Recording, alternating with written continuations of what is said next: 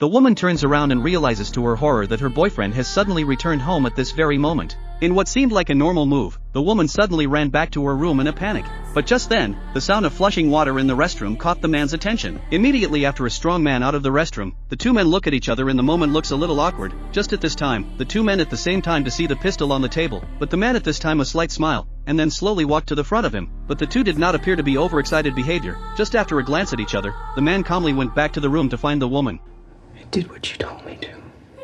It turned out that all of this was the man's plan, deliberately letting his girlfriend approach this police officer from the Major Crimes Unit and break the news that they were preparing to rob the Bank of Los Angeles. They then began to organize weapons and ammunition, and by the time they arrived in front of the bank ready to act, the police officers had already long arrived at the scene and were watching their every move. First they stormed into the bank, followed by blowing up all the security cameras.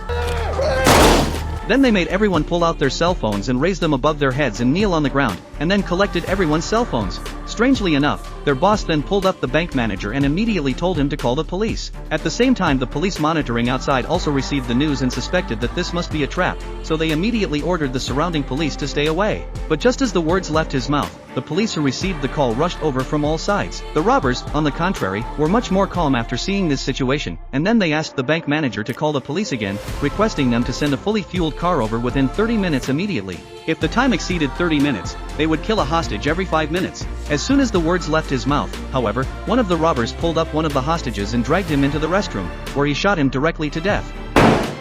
On the other side, the police who heard the gunshots also then began to designate a rescue plan, but they had just begun to designate a plan when an explosion suddenly occurred on the bank side.